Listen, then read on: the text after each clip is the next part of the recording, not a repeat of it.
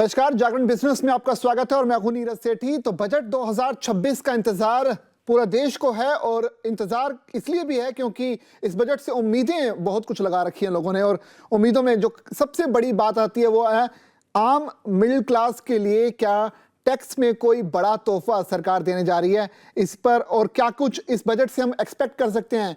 इस पर पूरी जानकारी के लिए हमारे साथ एक खास मेहमान इस वक्त जुड़े हुए हैं। उनका नाम है अभिषेक मुंडाडा जी, जो कि पार्टनर हैं ध्रुवा एडवाइजर्स के। बहुत बहुत स्वागत है अभिषेक सर आपका। सर, बजट से हमेशा से दो चार चीजें हर किसी की जुबान में होती है जब भी बजट आता है। एक तो कि सस्ता क्या हुआ, महंगा क्या हुआ, इसके अलावा क्या टैक्स में कोई छूट मिली है।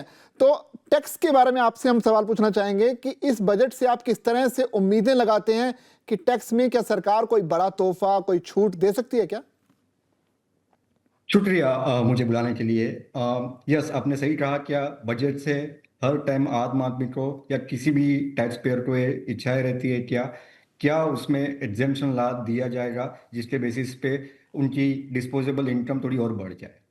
इसमें दो चीज एक बहुत ही हुई थी लास्ट ईयर में, जब उन्होंने basic exemption limit, taxable limit 2.5 lakh से 12 लाख कर दी थी और जीएसटी के रेट्स भी उन्होंने कम कर दिए थे।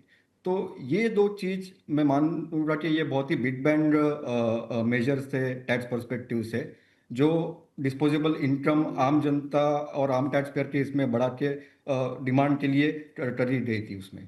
तो मुझे नहीं लगता है क्या पिछले साल में जब इतने बड़े बिग बैंग रिफॉर्म्स किए गए हुए हैं टैक्सेस में, क्या इस साल भी कोई मुझे एकदम पाथ ब्रेकिंग एग्जेम्पशन दिया जाएगा from a taxation relaxation perspective से। बट हाँ, बहुत सारी चीजें हैं जो गवर्नमेंट देख सकती है डिमांड बढ़ाने के लिए और कंजम्पशन बढ़ाने के लिए, और at the same time business के लिए, ताकि वो इन डिमांड और सप्लाई को कैसे मैच कर सके। इसमें सबसे बड़ा एक इम्पॉर्टेंट मुद्दा जो आता है, क्या आज की जो जियोपॉलिटिकल सिचुएशन हम देख रहे हैं, जिसमें ये क्लियर आ रहा है क्या अगर आप सेल्फ रिलायंट हो और सेल्फ डिपेंडेंट हो, देन ओनली आप इंसुलेट हो सकते हैं जो बाहर की जो जियोपॉलिटिकल सिचुएशन है, और आपको किसी के ऊपर डिपेंडेंट नहीं रहना पड़ेगा। और इसके लिए सबसे बड़ा इंपॉर्टेंट ये है कि अपनी मैन्युफैक्चरिंग फैसिलिटी जो इंडिया की है वो हमें मजबूत करनी ही पड़ेगी, जिसके लिए गवर्नमेंट ने एक कंसेशनल टैक्स रिजिम लेके आई थी 15% की, जो सिर्फ चली थी 2019 से लेके 2024 तक। पहले ये स्कीम लाई थी 2019 से 23 तक, फिर कोविड के बतौर इन्होंने 1 मोर ईयर का रिलैक्सेशन दिया था। बट अगर आप देखा जाए तो कोविड जो भले 2 साल के लिए था, बट बिजनेसेस ग्रोथ प्लान सिर्फ 2 साल की नहीं रोकी है, वो पूरे इम्पैक्ट कर गई है for all the future plans के पर्सपेक्टिव से, जिसके लिए उनको ये बहुत इंपॉर्टेंट ये क्या पहले कोविड की वजह से स्टेबिलिटी की इंपॉर्टेंस थी, और अभी स्टेबिलिटी के बाद अभी ग्रोथ की है, उसके लिए manufacturing is the only thing.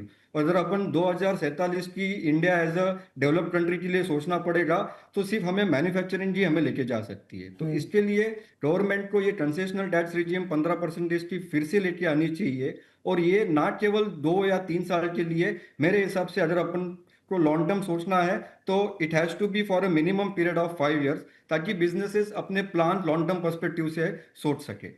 तो ये हुई बात कंजम्पशन। जिस तरह से लास्ट ईयर 12 लाख की इनकम में टैक्स बचौती कर दी है, जीएसटी कर दी है, तो वो कंजम्पशन को मीट करने के लिए डिमांड साइड में बिजनेसेस को हेल्प करना चाहिए, ताकि मैन्युफैक्चरिंग सेटअप अपना ये हो जाए। और दो और चीज मेरे हिसाब से और करनी चाहिए। आज मैन्युफैक्चरिंग को सस्टेनेबल करने के लिए कंटिन्यूअस इनोवेशन और आर&डी की जरूरत है। पहले आर&डी के लिए आपको एक वेटेड डिडक्शन मिलता था, ताकि आप 100 रुपया खर्चा करो तो उसको आपको 200 का टैक्स में बेनिफिट मिलता था। अगर इंडिया को कॉम्पिटेटिवनेस बढ़ानी है to be a manufacture for the world, तो हमें आर&डी स्टार्टअप सेक्टर में इनोवेशंस में इन्वेस्ट करना ही होगा to sustain and compete with China. हम चाइना से बहुत पीछे है अभी।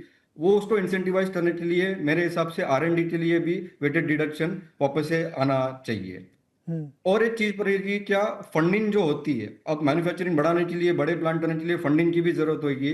तो उसके लिए टीडीएस की कंसेशनल टीडीएस रेट भी आना चाहिए, जो पहले 5% थी 2023 तक, वो भी आ जाएगी तो आसानी से कॉस्ट ऑफ ऑपरेशन वो कम होगा। तो मेरे हिसाब से जिस तरह से last year big bang reform आए थे कंजम्पशन साइड की तरफ से, इस साल में वो बिग बैंड रिफॉर्म आने चाहिए on a business side, so that India will be a self reliant, specially considering आज की जियोपॉलिटिकल जो सिचुएशन है और 2047 की डेवलप इकोनॉमी को मद्देनजर रखते हुए। बिल्कुल, सेल्फ रिलायंट की तो हमेशा हमेशा से ही ज़रूरत है ही देश को, और हम देख भी रहे हैं कि अलग अलग सेक्टर्स में हम काफ़ी रिलायंट होते भी जा रहे हैं अपने आप पर, और वैसे भी प्रधानमंत्री मोदी का सपना भी है आत्मनिर्भर भारत का। सर, अगर आम आदमी की बात करें, उनके हिसाब से अगर सोचें, तो एक सवाल हमेशा से लोगों को मन में होता है कि पति पत्नी को जैसे जॉइंट रिटर्न फाइलिंग का एक इशू है, वो डिमांड एक लंबे समय से आप देखते हैं। सर, इस पर क्या इस बार वित्त मंत्री कोई बड़ा अनाउंसमेंट कर सकती हैं? क्योंकि बहुत सारी रिपोर्ट्स में ऐसा भी कहा है कि हो सकता है सरकार इस पर कुछ काम करे। आपको कितने चांसेस लगते हैं, क्या इस बार पति पत्नी के जॉइंट रिटर्न फाइलिंग पर कोई खुशखबरी मिल सकती है क्या? आपने बहुत ही सही मुद्दा उठाया हुआ है। क्या जॉइंट रिटर्न जो मैरिज कपल की होती है, आज कोई भी हाउस होल्ड में आते हैं तो पति पत्नी का एक इम्पोर्टेंट कंट्रीब्यूशन होता है एज सच, बट क्योंकि वो जो दो income tax return separately file होनी पड़ती है, जिसकी वजह से काफी काफी इनकंसिस्टेंसी आती है एज सच।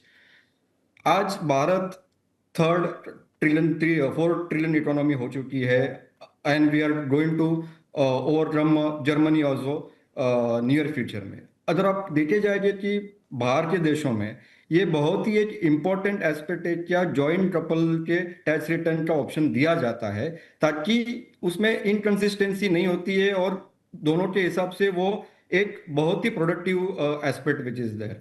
तो ये मैं मानता हूँ क्या ये बहुत ही इम्पोर्टेंट रिफॉर्म आना चाहिए फ्रॉम टैक्स पर्सपेक्टिव से, गिवन दैट अभी India is no longer that India जो पहले अपने हिसाब से इकोनॉमी के लिए स्ट्रगल करता था। आज इकोनॉमी बढ़ रही है, हमें जिस हिसाब से लार्ज इकोनॉमी का बिहेवियर होता है उस हिसाब से हमें भी वो रिफॉर्म्स लाने चाहिए, ताकि we are not only world के साथ में है but we are ahead of the world in terms of our policy and measures. तो ये मैं मानता हूँ कि ये बहुत ही इंपॉर्टेंट चीज है, इससे काफी सारी इनकंसिस्टेंसी कम होती जाएगी एंड सिर्फ एफिशिएंसी बढ़ जाएगी from the perspective of tax compliance. Sir, देश में जैसे कि महंगाई अब लगातार बढ़ रही है, और जो इन हैंड सैलरी है, सैलरी पेशा लोगों की हम खासतौर पर बात कर रहे हैं यहाँ पर, इन हैंड सैलरी को बढ़ाने के लिए हमेशा उन लोगों की जो सैलरीड क्लास के लोग हैं, उनकी हमेशा से ये डिमांड रहती है कि थोड़ा सा और एग्जाम्पशन, थोड़ा सा और हो जाए। हालांकि पिछली बार हमने देखा कि काफ़ी हद तक वित्त मंत्री ने इसमें सपोर्ट किया भी, और टैक्स रिजीम में भी बदलाव किया, लेकिन अभी भी लोगों की डिमांड है कि क्या 15 लाख तक की इनकम आप देख रहे हैं इस बार एक तरह से एग्जाम्पशन में आ जाए। तो क्या आप देख रहे हैं इस तरह से कोई वित्त मंत्री की तरफ से कोई अनाउंसमेंट हो सकता है? सर, सी ये तो स्पेकुलेशन वाली बात हो जाएगी, 15 लाख हो या 17 लाख हो, ये नहीं, बट एक इंपॉर्टेंट एस्पेक्ट मैं बताना चाहता हूँ। क्या जी। लास्ट ईयर जब भी 12 लाख तक की इनकम के लिए टैक्सेबल नहीं माना गया था, बट उसमें एक नुआंस था।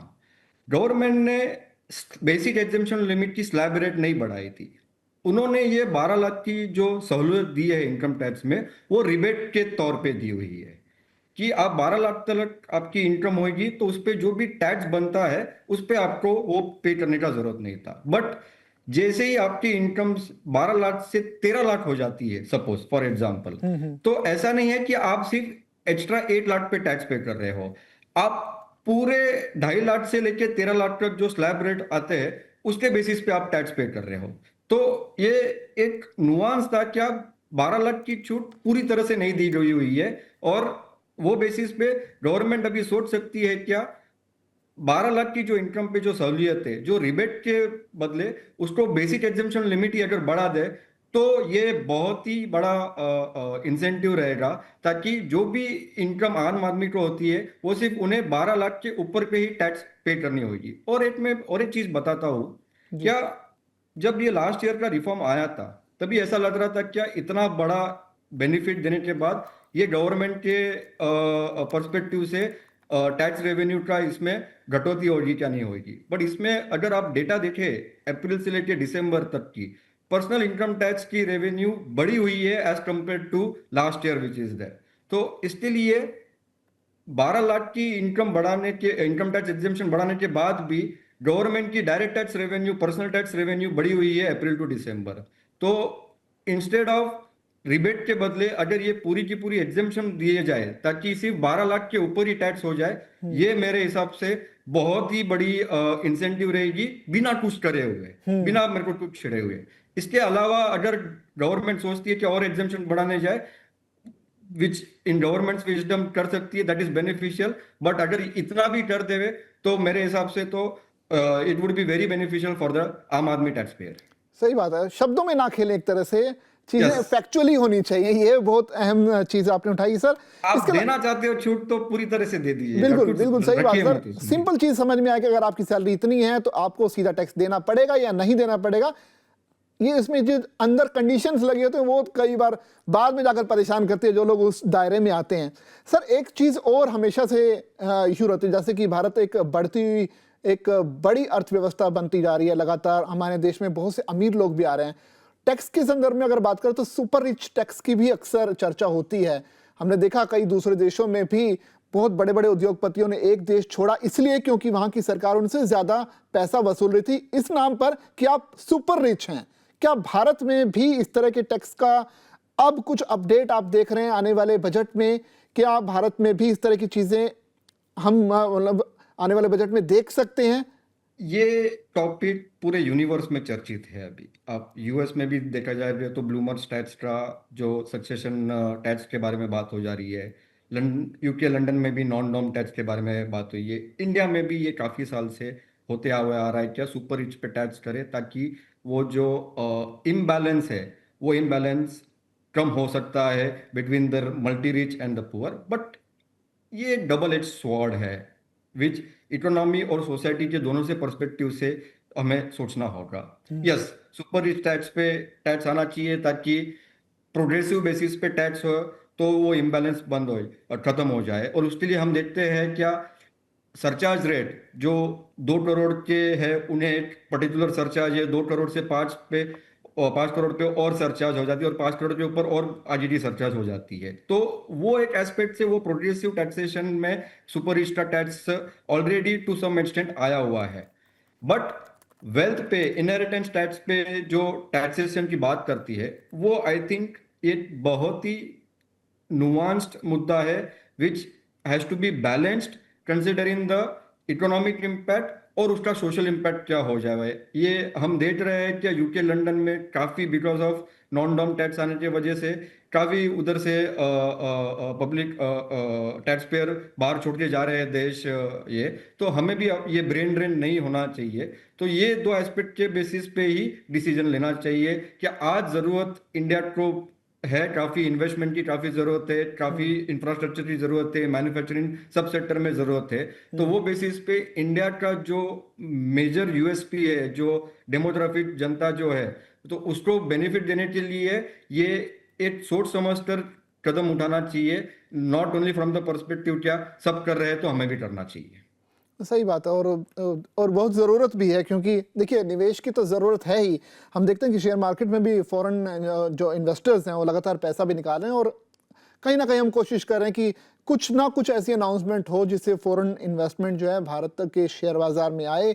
और वैसे भी सरकार लगातार वक्त वक्त पर एमओयूज वगैरह साइन कर भी रही है कि बहुत सारे इन्वेस्टर्स भारत में आकर अपने प्रोडक्ट्स बेचें, बनाएं भी। आफ्टरऑल हम सबसे बड़ी मार्केट भी हैं। लेकिन इनकम टैक्स के लिहाज से अगर आप ज़्यादा अमीर हैं तो एक अगर आपको ये सब पैसे एक तरह से काटने लगे तो हम देखते हैं कि सर टैलेंट के हिसाब से भी चीज़ें बहुत सारे जो हमारे यहाँ रिच पीपल हैं वो दूसरे देशों का रुख करते हैं। उसके कई कारण भी हो सकते हैं, चाहे ये हो कि यहाँ पर जो आपकी कदर नहीं है उतनी, उस तरह से हम मान सकते हैं, या फिर आपको दूसरा देश जो है आपके काम का पैसा ज़्यादा दे रहा है, शायद ये भी एक कारण हो सकता है।